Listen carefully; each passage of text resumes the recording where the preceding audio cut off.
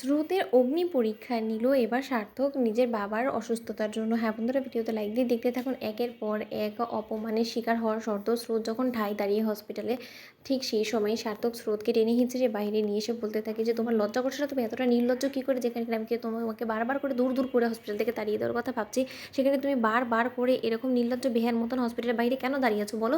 এ কথা বলা মাত্র স্রোত বলতে থাকে যে কারণ আমি যে মানুষটা সেই হসপিটালে বেডে শুয়ে আছে না, সেই মানুষটাকে আমি আমার বাবার মতন ভালোবাসি। আর যেখানে কিনা আমার বাবা অসুস্থ, সেখানে আমি মেয়ে হয়ে কী করে বাড়ি ফিরে যেতে পারি বলুন তো স্যার? আপনি তো খুব ভালো করে জানেন যে আমি আঙ্কেলকে কতটা ভালোবাসি। এই কথা বলা মাত্র সার্থক বলতে থাকে যে সত্যকার অর্থেই তুমি ভালোবাসো বলছো তো নিজে? সৎ জ্ঞানে কিন্তু এই কথাটা বলছো, পরে কিন্তু অস্বীকার করতে পারবে না। এই কথা বলা মাত্র স্রোত বলতে থাকে যে আমি কোনোদিনও আঙ্কেলকে ভালোবাসি না, এই কথাটা অস্বীকার করবো না স্যার, কারণ সেটা বলতেও আমার ধর্মে বাঁধবে। এই কথা বলা মাত্র সার্থক বলতে থাকে ঠিক আছে, আঙ্কেলের জন্য চাইলে তুমি সব কিছু করতে পারো। এদিকে স্রোত কোনো কিছু না ভেবে সার্থককে বলতে থাকে যে অবশ্যই আপনি প্রয়োজনে আপনি যদি আমাকেও বলেন না যে আমার শরীরে একটা অংশ কেটে দিতে, তাহলে যদি আঙ্কেল সুস্থ হয়ে যায় আমি সেটা কেটে দিতেও রাজি আছি। এই কথা বলা মাত্র সার্থক বলতে থাকে যে না, সেই কিছুর কোনো রকম কোনো প্রয়োজন হবে না, একটা জিনিসেরই দরকার আছে। তুমি কি আমাকে আজকে এই মুহূর্তে দাঁড়িয়ে বিয়ে করতে পারবে? এই কথা বলা মাত্র স্রোতের চরম এক ধাক্কা লাগে। স্রোত বলতে থাকে স্যার এসব আপনি কী বলছেন বলুন তো? আপনি কি পাগল হয়ে গিয়েছেন? এখানে আমাদের বিয়ের প্রসঙ্গ কোথা থেকে চলে এলো? আর আমি যদি আপনাকে বিয়েও করার জন্য রাজি হয়ে যাই, তাতে আঙ্কেলের সুস্থতার সাথে কি লিঙ্ক আপ আছে আমি তো সেটাই বুঝতে পারছি না। এই কথা বলা মাত্র সার্থক বলতে থাকে যে কেন তুমি বুঝতে পারছো না? তুমি একা সাচ্ছ?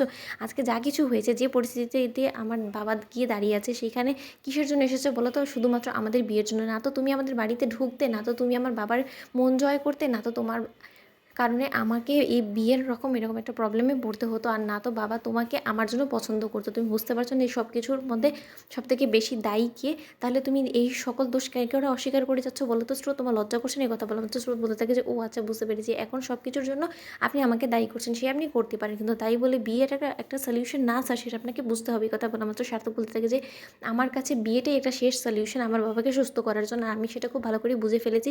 আর তোমার যদি সত্যকার অর্থে আমার বাবাকে এতটাই বাঁচানোর ইচ্ছা থেকে থাকে, তাহলে এই মুহূর্তে দাঁড়িয়ে তোমাকে আমাকে বিয়ে করতে হবে, নয়তোবা তুমি এখান থেকে এক্ষুনি দূর দূর হয়ে বাড়ি চলে যাও। আর তারপরে আর কোনোদিনও আমার বাবার সামনে এসে তুমি দাঁড়াবে না, আমার বাবার মুখদর্শনও তুমি করবে না, যদি তোমার মধ্যে এতটুকু মান সম্মান বোধ থেকে থাকে। এই কথা বলা মাত্র স্রোত বলতে থাকে অসম্ভব, আমি বেঁচে থাকতে আঙ্কেলকে না দেখে আমি কোনো মতেই থাকতে পারবো না। এই কথা বলা মাত্র সার্থক বলতে থাকে তাহলে একটা মাত্রই উপায় তোমার কাছে অবশিষ্ট আছে, তুমি আমাকে বিয়ে করো। তখন স্রোত বলতে থাকে যে স্যার আপনি কি মন থেকে আমাকে বিয়ে করতে চাচ্ছেন, নাকি শুধুমাত্র আঙ্কেলকে সুস্থ করার জন্য? তখন সার্থক বলতে থাকে যে সত্যকার অর্থে যদি মন থেকে আমি তোমাকে বিয়ে করতেই যেতাম, তাহলে তো অবশ্যই বাবা যখন আমার দিকে তোমাকে বিয়ে করার জন্য প্রস্তাব দিয়েছিল তখনই আমি রাজি হয়ে যেতাম। তাহলে এখন এই প্রশ্নটা কেন দাঁড়াচ্ছে বলো তো স্রোত? ওদিকে স্রোত বলতে থাকে যে ও তার মানে বুঝতে পেরেছি আপনি পরিস্থিতি এখন আপনার হাতে নেই বলে আপনি আমাকে বিয়ে করছেন, আর যখন আঙ্কেল সুস্থ হয়ে যাবে তখন কী করবেন? আপনি আমাকে ছুঁড়ে ফেলে দিবেন আপনার জীবন থেকে, এটাই তো আপনার মতলব, তাই তো স্যার? আমি বেশ ভালো করে বুঝতে পেরে গিয়েছি। তো তোমাদের ভিডিওটা ভালো লাগলে লাইক এবং শেয়ার করে সাবস্ক্রাইব করতে ভুলো না।